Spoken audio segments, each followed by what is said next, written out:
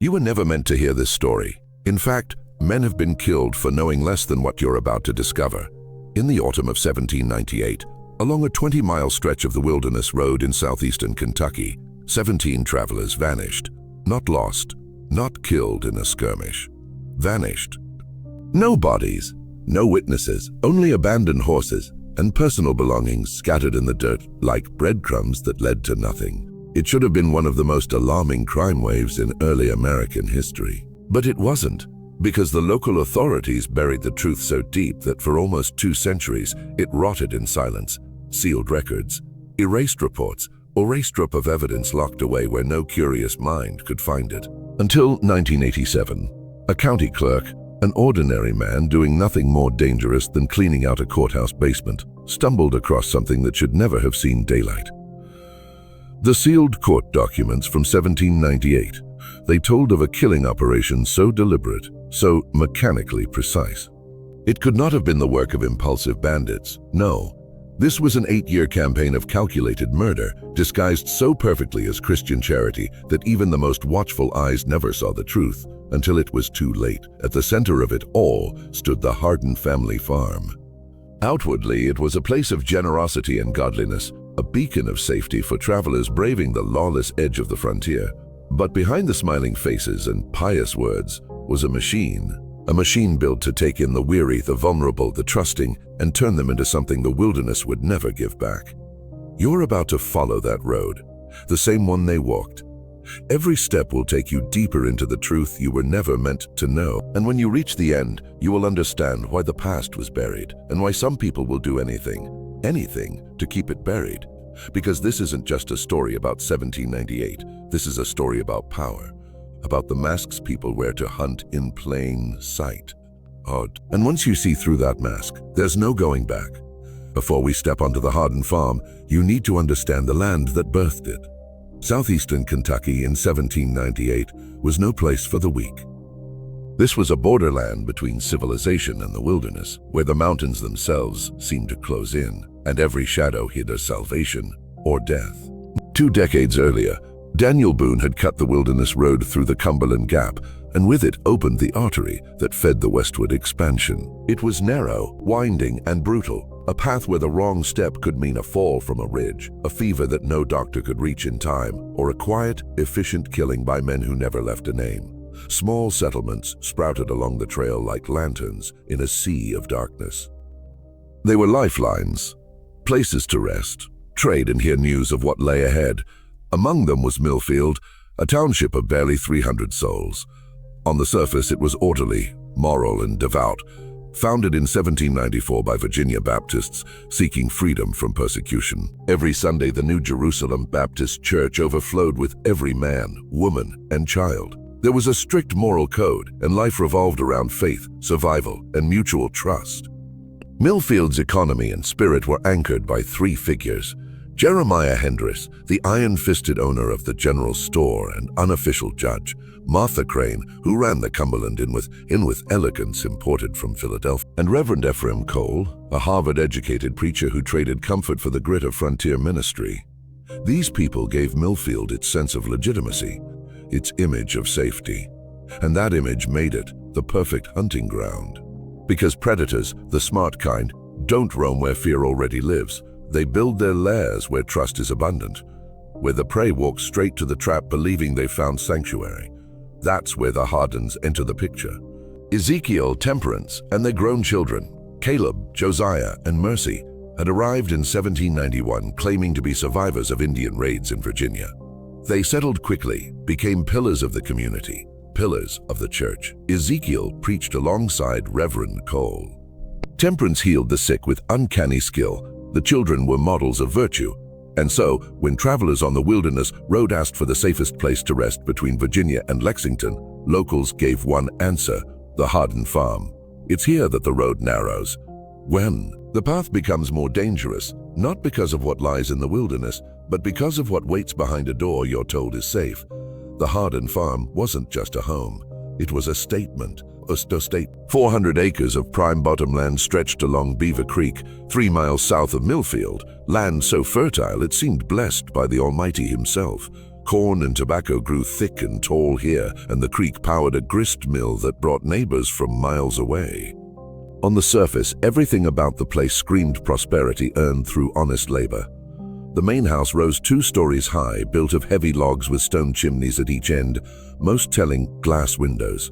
Glass was a luxury on the frontier, a symbol that you were not merely surviving, you were thriving. Inside, the furnishings told another story. Imported china, silver candlesticks, carved chairs that would have looked more at home in a Virginia parlor than in the Kentucky wilderness. Books, real, leather-bound books, lined the shelves.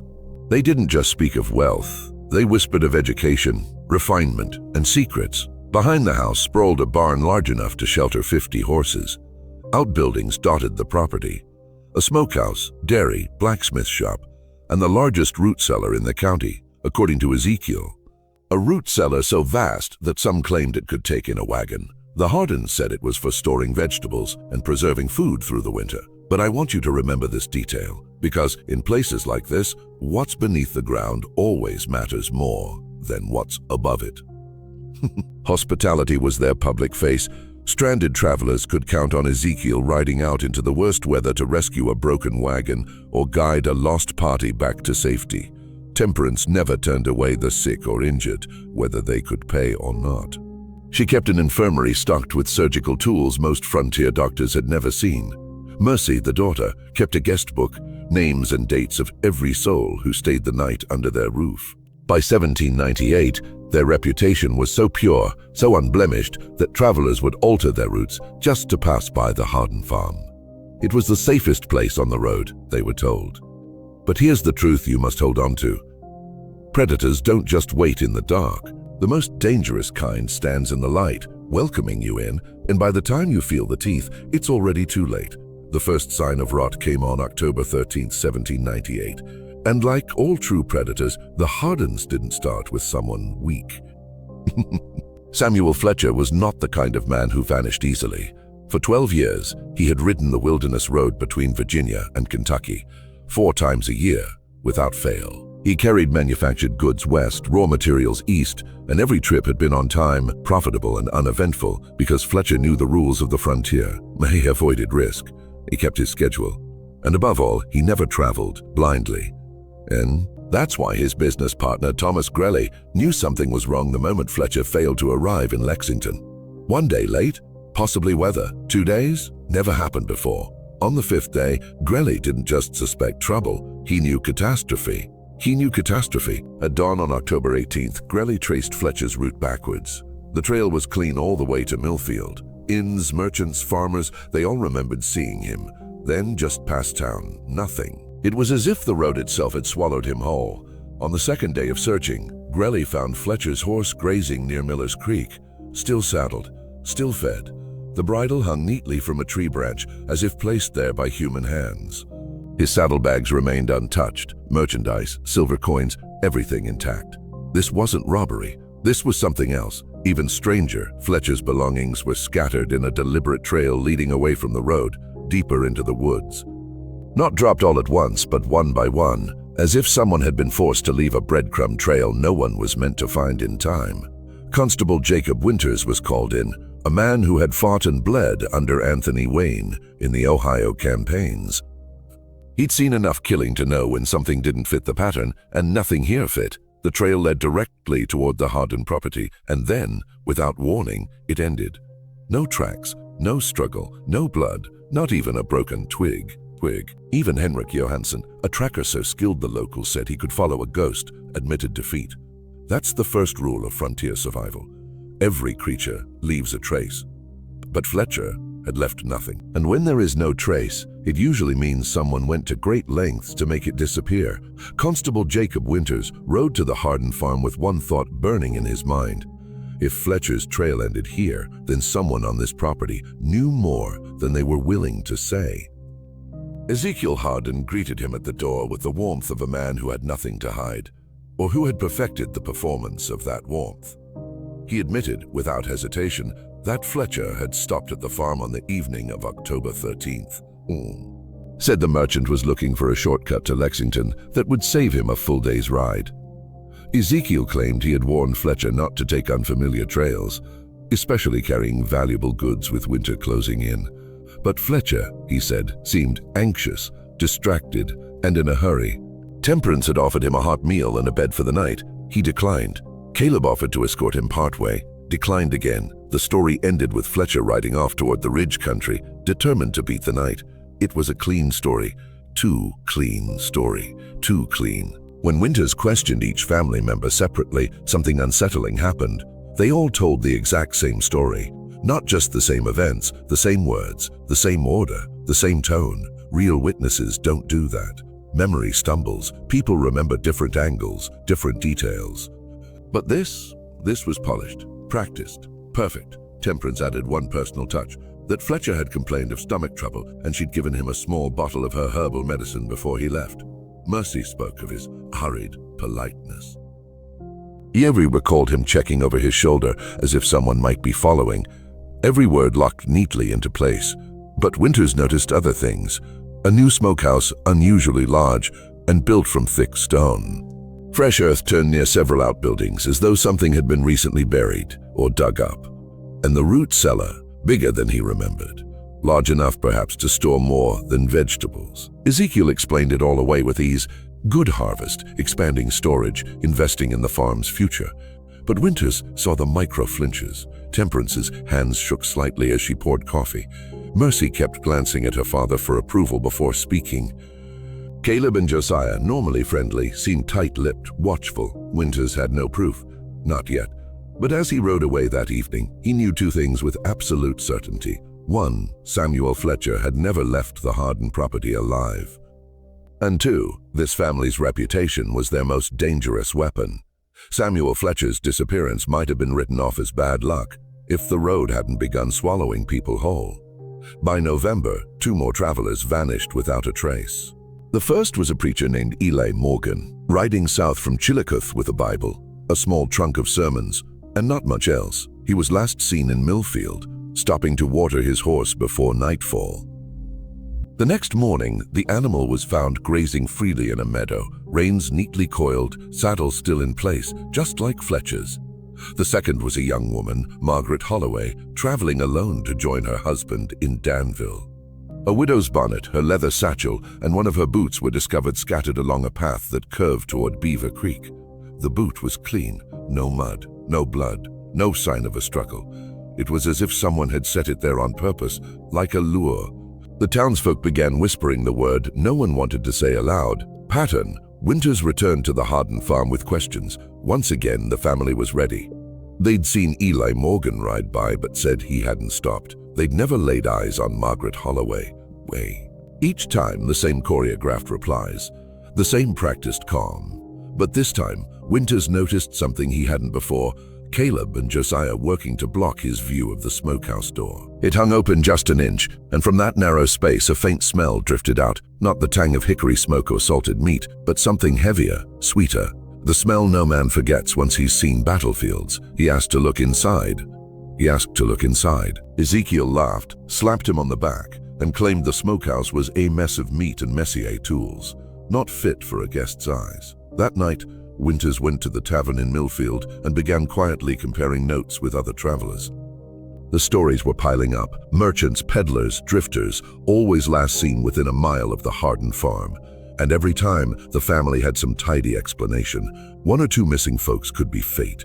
But by winter's end, the count would rise to 7.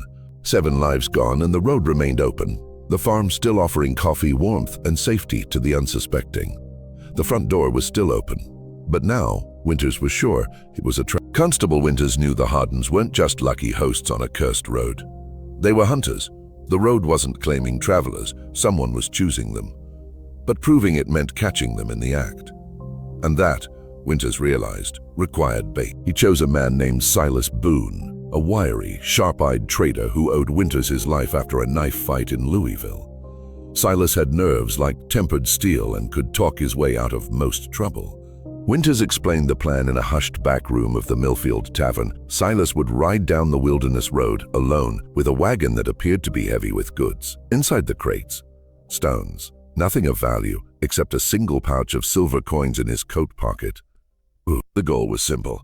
Lure the Hardins into making their move. Winters would follow at a distance, careful not to be seen. 2 other deputies would wait a mile past the farm, hidden in the timberline. On a frosty morning in early December, Silas set out. He wore the pod perfectly, humming to himself, muttering about schedules, glancing often at the sky as if racing the daylight. By dusk, he reached the Hardin property. Ezekiel appeared on the porch like a man welcoming an old friend. Temperance stepped out moments later, apron dusted with flour, offering stew and a warm bed.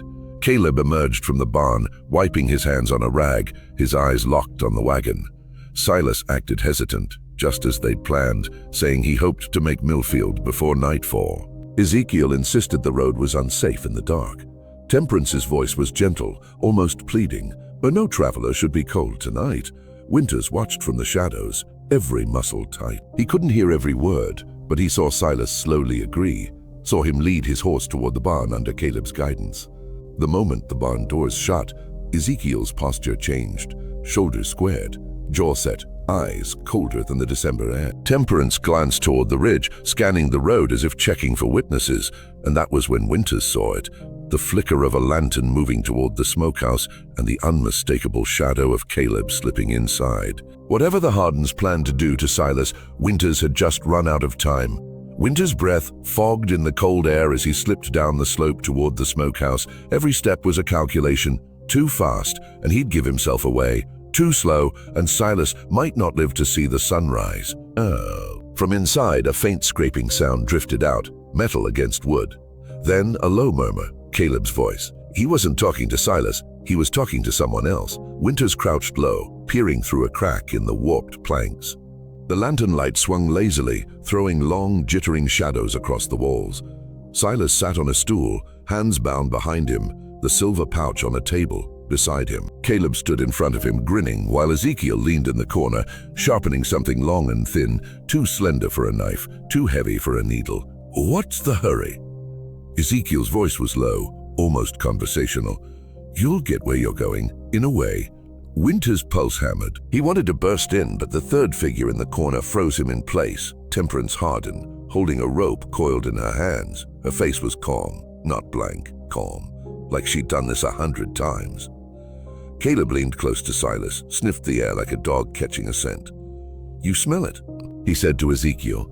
"A fear, sweet as sorghum." Ezekiel smiled without looking up. "Don't waste the good parts." That was the moment Winters realized he wasn't watching an impulsive crime. This was ritual, methodical, a family trade passed down like a recipe. He eased back, signaling with 2 fingers toward the ridge where his deputies were hidden. No movement, no shapes in the dark. His stomach sank. The ridge was empty. In that instant, Winters understood the truth. If the Hardins were as careful as he suspected, they would have been watching the road long before Silas arrived, and if they'd seen his deputies. He didn't finish the thought. Inside the smokehouse, Temperance stepped forward with the rope. Silas tensed, his jaw tightening, but Caleb just chuckled. Winters' hand closed around the grip of his pistol. There would be no more waiting. Winters didn't remember making the decision to move. One moment he was crouched in the frost, heart pounding. The next he was slamming his shoulder into the smokehouse door. The rotten plank gave way with a crack that split the night air. The lantern inside swayed violently, shadows twisting like living things.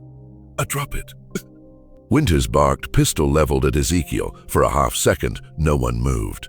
Silas's eyes widened in shock, part relief, part warning. Temperance's gaze slid to Winters with a slow, deliberate turn, her expression unreadable.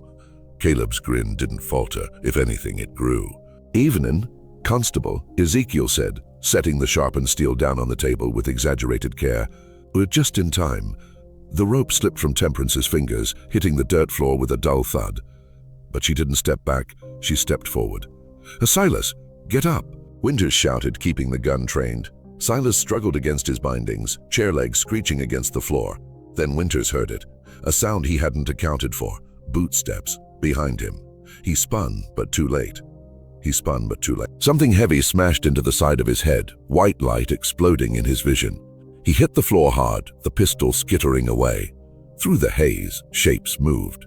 Not just the 3 Hardin. 2 more figures stepped into the lantern glow, men with faces roughened by weather, hands scarred from work, or worse. Not deputies, not travelers. Helpers. Ezekiel crouched beside Winters, voice almost gentle. You think you're the first to try this? We see M coming from miles away. Those two boys you left on the ridge? Well, they won't be helping you now. Temperance knelt on his other side, brushing a smear of blood from his temple with the back of her hand. Her touch was almost tender. You should have just kept riding, Mr. Winters. Winters fought to stay conscious, his vision narrowing. Silas was shouting something, but the words were lost in the ringing in his ears.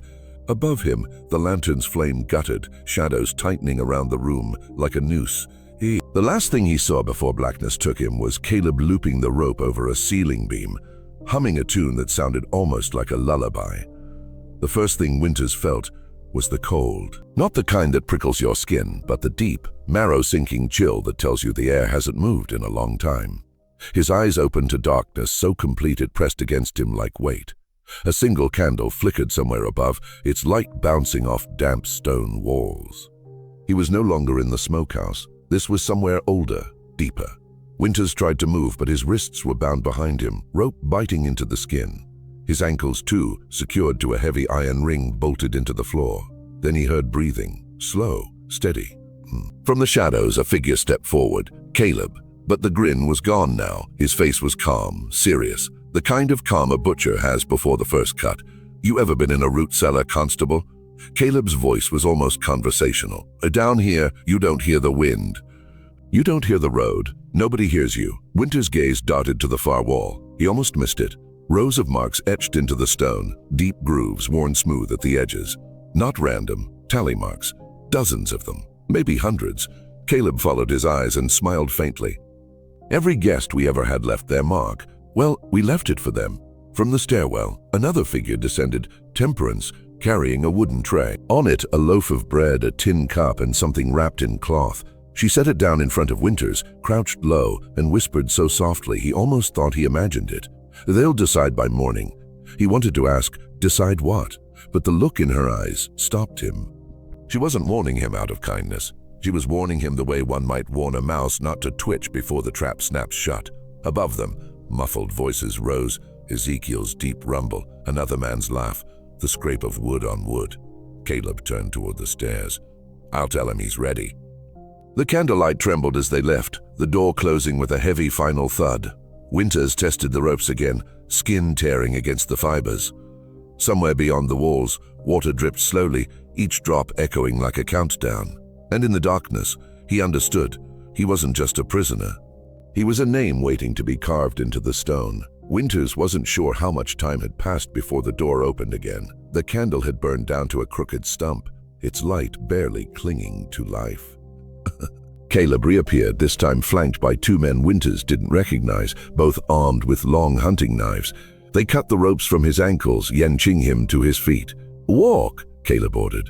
Winters stumbled up the narrow, twisting staircase, every step echoing into the silence above.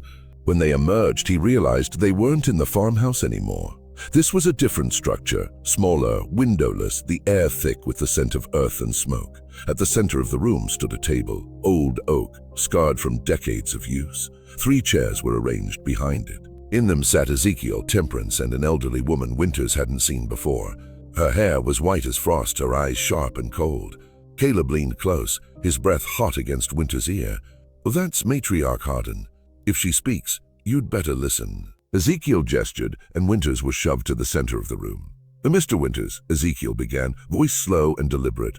You came onto our land uninvited. You brought weapons. You intended to take from us. I came to save someone, Winters snapped. You're murderers.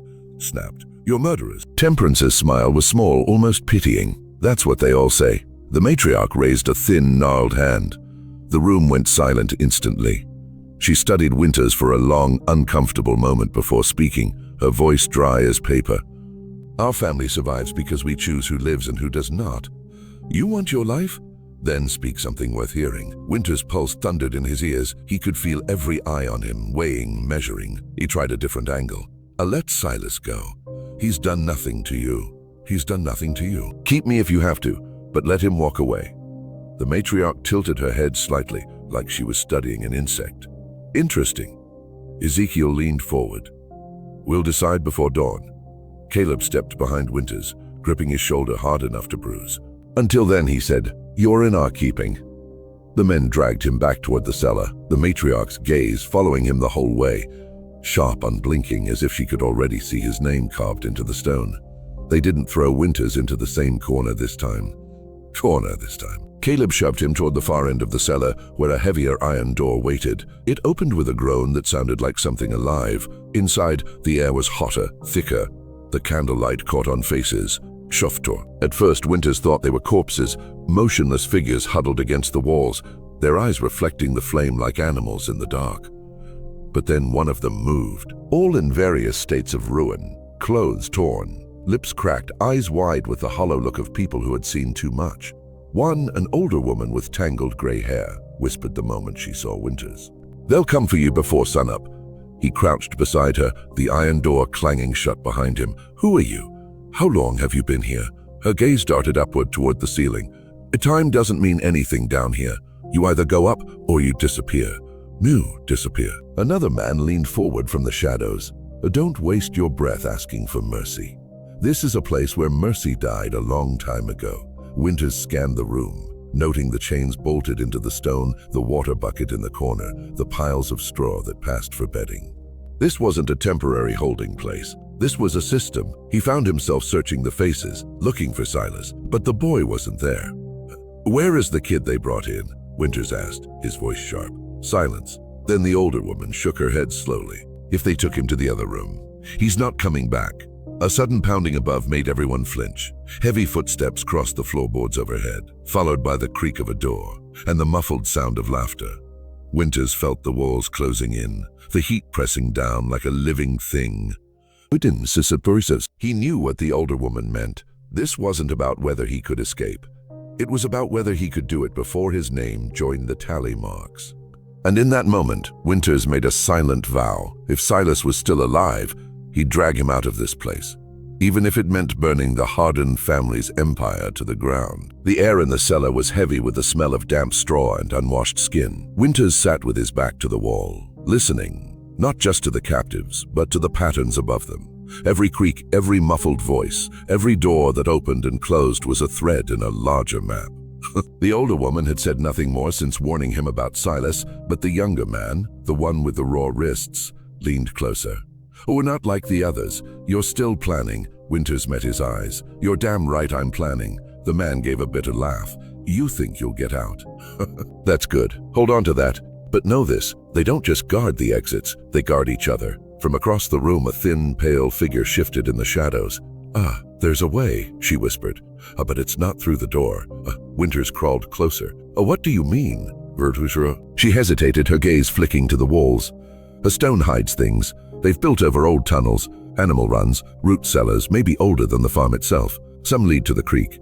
Some," she trailed off, and her face tightened, "led somewhere worse." Before he could press her, a sudden thud above made everyone fall silent. Heavy boots, laughter, more than one voice. Then the scrape of a chair. They're setting the table," the older woman muttered. "That means they're deciding tonight." The younger man's voice dropped to a rasp. "They'll bring you up one at a time. The ones they keep. Don't come back down." Winter's pulse kicked up. The ceremony, whatever it was closer than he'd thought. He took a slow breath and began to think in terms of pieces, not people. Every captive here was a tool, a distraction, a possible shield. But he also knew trust was poison in a place like this. The pale woman leaned forward again. "If you make a move, make it when they're watching someone else." Her words hung in the air like a knife. Above them, the boots moved toward the trapdoor. The sound of the latch made Winter's skin crawl. Someone's turn had come, and as the iron hinges groaned, Winters realized he wasn't just trying to survive the Hardins. He was about to step into their theater, where the audience never clapped, and the performers rarely lived to bow. The trapdoor yawned open, spilling a cone of orange lamplight into the cellar. A shadow loomed above. "On your feet," Caleb's voice barked. The older woman shrank back into the straw. The pale one dropped her gaze. Winters felt every eye in the room on him as he rose, his joints stiff from the cold floor. He climbed the ladder slowly, forcing himself to keep breathing. At the top, Caleb's hand clamped on his shoulder and steered him into the parlor. It looked different now. The curtains were drawn tight, the furniture pushed back, A single table dominated the center, lit by a hanging oil lamp that swung gently, casting warped shadows across the walls. Around it sat the Hardin family. 4 of them tonight. 4 of them tonight. Faces expressionless, except for Mrs. Hardin, whose lips curved into something almost like a smile. On the table sat a wooden box, no bigger than a loaf of bread. Caleb placed it in front of Winters and stepped back. "This," Mrs. Hardin said, is how we decide. Her voice was calm, almost warm, as if she were offering a child a game. "Inside are 2 tokens. One will send you back to your corner until we have need of you. The other," she let the pause linger, her eyes holding his, "will take you out back." Winters didn't need clarification. She slid the box toward him. The wood was worn smooth from years of use. His hand hovered over the lid, but his mind was already racing. Odds, possible tricks, the way her eyes never left his. He opened it. Inside, resting on a square of faded velvet, were 2 discs, one black, one red. "A choose," Mrs. Hardin said. The silence in the room was absolute. The oil lamp hissed faintly. Winters could feel the air pressing in, the weight of their gaze. This wasn't random. It was theater, a ritual meant to feed on fear. He reached in, his fingers brushing both tokens. When he withdrew his hand, the disc sat heavy in his palm. Mrs. Hardin's smile widened. Caleb stepped forward. Back to the cellar. Winters was still alive, for now, but he'd learned something crucial. Whatever this ceremony was, it wasn't about chance. The Hardins already knew his role in their story, and if he didn't rewrite it soon, the ending would be written in his blood. The trapdoor slammed shut above him, sealing the cellar in damp, choking darkness once more. Winters descended the ladder without a word, but the weight of the black disc still pressed against his palm like a curse. The pale woman's voice came before his boots hit the floor. "They let you back?" He didn't answer, just moved to his corner and sat. The others watched him in silence, the kind of silence that carries questions but no hope. Finally, the younger man spoke. "What did you see?" Winters kept his tone low. "A box. 2 tokens. Black keeps you here. Red takes you out back." The older woman gave a dry laugh. "It takes you out back, yes. That's the easy one." Winters glanced at her. "Easy?" The pale woman leaned forward into the sliver of lamplight that leaked through the cracks above. Her face was gaunt, eyes wide and unblinking. "They kill the reds quick. The blacks," she let the word hang in the cold air, "are kept." "For what?" Winters asked, though a knot was already tightening in his gut. She lowered her voice to a whisper. "For when they need to make an example. For when someone crosses them, you'll be fattened, so to speak. Fed, rested. And when they decide the moment's right, you're the last thing someone sees before they die. They like it better that way, breaking people with what's familiar." A shiver crawled up Winter's spine. The game wasn't survival, it was control. They weren't just farmers, they were directors of a living nightmare, and every prisoner was a prop, a weapon, or an audience member waiting for their cue. The younger man's voice was almost pleading. "You've been outside the cellar now. You've seen their eyes. You think you can beat them?" Winters met his gaze, and in the dim light, a slow, dangerous smile began to form. "I don't think. I know." The pale woman tilted her head, studying him.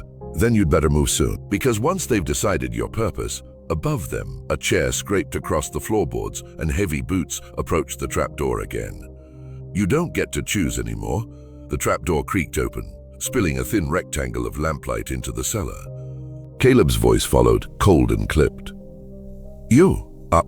Winters rose, masking his anticipation beneath the weary shuffle of a beaten man. The ladder groaned under his weight, and as his head cleared the opening, the smell of wood smoke and cold night air hit him. The Hardin parlor was empty now, the table cleared, the box gone. Caleb handed him a rough wool coat and a pair of worn gloves. "We're going for a walk."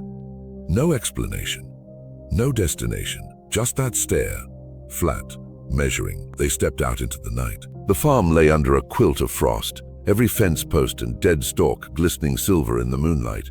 Beyond the barn, a thin line of trees cut the horizon. Caleb kept his pace steady, his boots crunching in the frozen dirt. "Where are we going?" Winters asked, his tone casual, like a man too broken to care. Caleb didn't answer until they reached the barn. He slid the door open, revealing 2 horses already saddled. "You're going to fetch something for us. Small task, simple." Winters mounted up, noting the way Caleb kept to his side, close enough to grab him, far enough to draw his pistol if need be. They rode in silence for nearly half a mile, until the road forked. Caleb pointed to the left, Old Miller's place. He leaves a sack by the fence. You'll bring it back.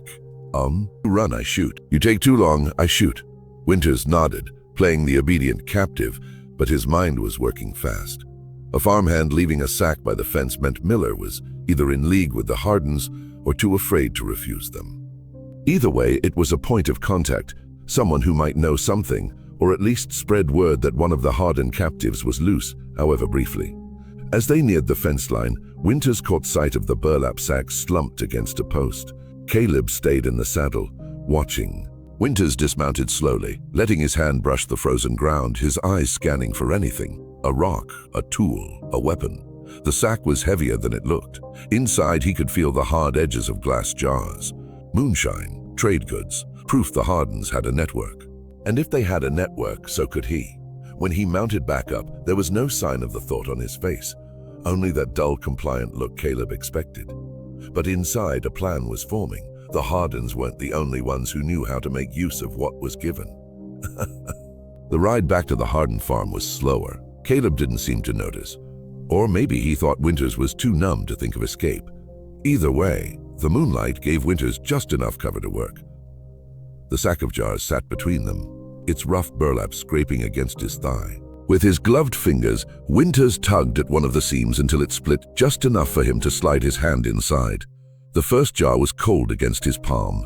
He fished around, feeling the slick surface until he found the label "cheap paper" barely glued on. He peeled a corner, tearing it free. He didn't have a pencil, no ink, but a splinter from the saddle's worn edge gave him a crude point, and the frost on the leather provided enough moisture to darken the scratches. Hardin Farm. Help! Prisoners in cellar. It was barely legible, but legible enough for anyone who looked. He pressed the label back onto the jar and turned it, so the writing faced outward through the loose weave of the sack. A mile from the farm, the road narrowed between two leaning fence posts. Winters adjusted his grip on the sack, letting one jar slide free. It hit the frozen dirt with a muffled thud, no shatter. Caleb glanced back, but Winters was already leaning down to retrieve it. He made a show of fumbling, wiping the jar on his coat before shoving it back inside. In reality, he'd left the marked jar propped against the inside of the fence, just enough in shadow to avoid Caleb's eyes, but visible to anyone passing by in daylight. By the time they reached the barn, Caleb was already in that familiar Hardin rhythm, checking the horses, stowing the sack, locking up. Winters played his part, quiet and compliant. But as Caleb led him back toward the trapdoor, Winters felt a spark he hadn't felt since before the cellar. Control. It was small, almost invisible, but it was there. The Hardins thought their prisoners had no voice, no reach beyond these acres. That jar was now a whisper on the wind, and whispers, once loosed, had a way of finding ears. Above them, the farmhouse door closed. Below, the cellar waited. And Winters was ready to return, not as a prisoner resigned, but as a man with the first thread of an escape woven into the dark. The next 2 days were a slow bleed of waiting. The cellar air felt heavier, as if the dirt walls themselves had caught the scent of change. Winters kept his head down, his breathing even, but his ears were tuned to every creak above, every muffled word that slipped through the floorboards. On the third night, it came. Not from above, but from outside. A dog barked, not the Hardins' hounds. Those stayed silent, unless told otherwise. This was distant, frantic, and answered by voices. Multiple voices. Winters' heart thumped, but he forced his body still. The last thing he needed was to give himself away. Boots pounded across the floor overhead. The trapdoor slammed open, spilling lamplight down the ladder. Caleb's face appeared, his eyes sharp, scanning the cellar like a hawk searching for a rabbit. "You been talking to anyone?" His voice was low, but the edge in it was pure steel. Winters didn't blink. "Down here? Who would I talk to?" Caleb's stare held for a long moment before he dropped into the cellar, the weight of him making the ladder groan. He paced the dirt floor, eyes cutting to the other captives, 2 of them now barely conscious, the third too scared to meet his gaze. Outside, the barking drew closer. From upstairs came Martha Hardin's voice, sharp and urgent. "Are they heading up the lane?" Caleb froze. The air between him and Winters thickened. Then, without a word, he strode to the ladder and climbed out, slamming the trapdoor shut. In the dark, Winters exhaled slowly. His gamble had worked. Someone had seen the jar. But now came the dangerous part. The Hardins weren't the kind to wait and see. If they thought the farm's secret was under threat, they'd erase it, every prisoner, every trace. The noises upstairs shifted into hurried movement, furniture dragged, boots stomping, Martha barking orders. Winter's pulse quickened. He didn't know who was coming up that lane, but he knew this was his window. If the door opened again, it wouldn't be for food. It would be for the final cleanup. It would be for the final cleanup. And if that was the case, Winters wasn't going to die in the dirt. The air grew tighter by the second. Above, a man's voice, deep, commanding, called out over the barking dogs. Winters couldn't make out the words, but the tone was enough. Whoever was outside wasn't asking for directions. Then Martha's voice cut through, louder now, with that brittle sweetness country folk use when they're trying to mask something. "Evening, Sheriff. What brings you out this way?" Sheriff. Winter's hands curled into fists. He hadn't heard that word in months, maybe years. It meant law. It meant the outside world had finally breached the farm's invisible wall. A heavy scrape above, furniture being shoved over the trapdoor. The Hardins were sealing them in. Winters leaned close to the man chained nearest him, a gaunt farmer whose voice he'd never once heard. "If you want to live, you help me now." The man's eyes flickered in the dark, weighing the offer against the fear that had kept him silent all this time. Above, the sheriff's voice sharpened. "Got a report about a missing peddler. Folks said they saw him near here." The farmer gave a barely perceptible nod. Winters shifted, working his boot heel into the dirt until it struck the edge of a loose stone near the wall. He'd noticed it days ago, but moving it alone would have drawn attention. With the farmer's help, the stone gave way just enough to reveal a gap, small but not useless. The sheriff's boots thudded against the farmhouse floor. "Mind if I take a look around?" Martha's answer was colder now. "This is our home, Sheriff. We don't take kindly to strangers poking where they don't belong." The farmer and Winters pressed harder, forcing the stone out of its place. Dirt crumbled and cold night air leaked through. It wasn't an escape route, not yet, but it was a way to breathe, to listen, to gauge just how close freedom had come.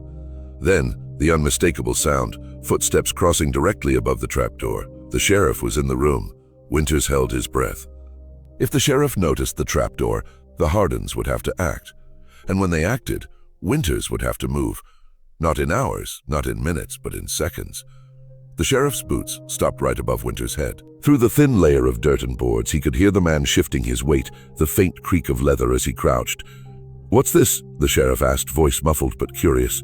Martha's reply came too fast. "Old root cellar. Nothing down there but dust and mice." A pause. Then the sheriff's tone dropped. "A funny. Looks like it's been opened recently." Winters' pulse hammered. The farmer beside him clenched his jaw, understanding what that meant.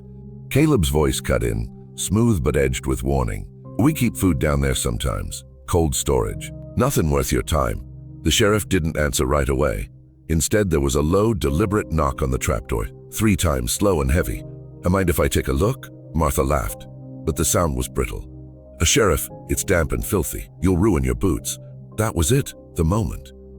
The air above shifted, boots scuffing as if someone was blocking the sheriff's path.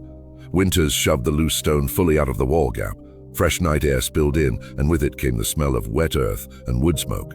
The opening was too small to crawl through yet, but it was a start. And if the sheriff kept pressing, the chaos above might give him the seconds he needed to make it bigger. The sheriff's voice sharpened. A step aside, a chair scraped. Someone muttered under their breath. Then Caleb snarled, "You don't belong here." Winters froze. That wasn't a warning, it was a trigger. He'd heard the Hardin speak like that before, and it always ended the same way, fast, violent, and final. The sheriff's hand hit the trapdoor latch. Winters' gut told him he had maybe 10 seconds before either the sheriff saw everything, or the Hardins made sure nobody ever did. The trapdoor latch clicked. For a fraction of a second, the air above fell silent, like the whole house had stopped breathing. Then chaos erupted. The sheriff wrenched the door open, a beam of lantern light stabbing into the darkness below. It fell across Winters' face, his dirt-streaked skin and wild eyes exposed for the first time to someone who wasn't a Hardin. "What in—" the sheriff began, but the words were swallowed by the sharp crack of a gunshot. Caleb's revolver flashed in the lantern light. The sheriff staggered, clutching his shoulder, but stayed on his feet. His pistol came up, eyes locked on Caleb. Winters didn't wait. He lunged, shoving the farmer toward the wall gap they'd been working on. The stone opening groaned wider under the pressure. Sinister. Cold night air roared in, carrying the sound of dogs barking furiously outside. Above, Martha screamed, an unhinged, feral sound. She swung the lantern down toward the cellar, its flame licking high, threatening to turn the whole pit into an inferno. Winters dove for the trapdoor ladder, gripping the rungs with a strength he didn't know he still had. The sheriff, bleeding but determined, grabbed Winters' arm and yanked him upward. "A move," the sheriff barked. Caleb charged, but the sheriff fired again, this time grazing Caleb's leg and sending him sprawling. Winters hit the kitchen floor, his bare feet sliding on the worn wood. The sheriff's other hand was already shoving him toward the door. Behind them, Martha's lantern smashed, flames leaping across the floorboards. "A run!" the sheriff shouted. Winters didn't need telling twice. The cold night swallowed him whole. The night exploded with motion. Winters tore across the frost-hardened grass, lungs searing, the sheriff right behind him. Each breath was a knife in his chest, but the thought of Caleb's hands, or Martha's smile, was worse than any pain. Behind them, the Hardin farmhouse burned like a beacon, flames licking the black sky. The dogs' barks were no longer distant. They were closing in fast, their snarls slicing through the dark. A gunshot cracked. Bark splintered from a tree just inches from Winter's head. Caleb's voice rang out from the inferno, ragged with rage. "You can run, but you can't hide." The branches whipped Winter's face as they plunged into the tree line. Roots snagged at his feet, but the sheriff's hand gripped his arm, yanking him onward. "Don't stop," the sheriff growled. For a moment, Winters thought they'd lost them, until a shadow moved parallel in the darkness. One of the Hardins was cutting them off. The sheriff fired once, twice. A cry of pain followed, but no body fell. The shadow melted back into the trees. The ground sloped downward, the roar of a river rising ahead. The sheriff didn't slow. He shoved Winters toward the icy black water. "It's the only way." Winters plunged in. The shock was electric, tearing the air from his lungs. The current grabbed him, spinning him away from shore. He fought to keep his head above water, the sheriff beside him. Over the roar of the river, Winters thought he heard voices on the bank, low, promising, almost amused. When they finally washed up miles downstream, coughing and frozen, the sky was paling with dawn. The sheriff lay on the bank, bleeding and silent but breathing. Winters looked upriver, toward the forest they'd escaped. In the drifting morning mist, he could have sworn he saw two figures watching, one tall, one slight, both utterly still. The fire might have taken the farmhouse, the river might have carried them far. But deep in his bones, Winters knew the Hardins weren't gone. They were waiting.